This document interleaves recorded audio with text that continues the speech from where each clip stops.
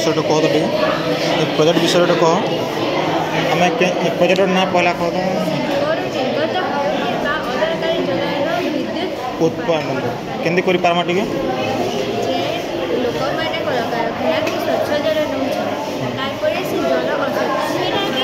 नदी के दे दौरान से परिवेश के खराब करुचे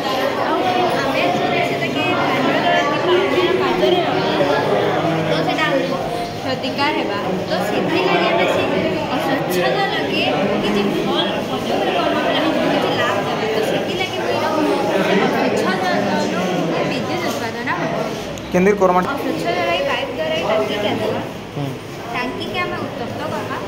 यहाँ द्वारा कि से अस्वच्छ जलटा बाष्पीभवन रोके पवन चक्री बाड़े हो जहाँद्वारा पवन चक्र घूरवा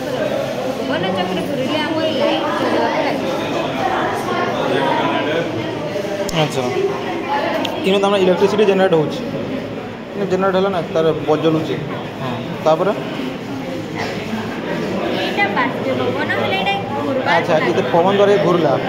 नहीं तापर इन इलेक्ट्रिसिटी जेनेट है लाइट जलला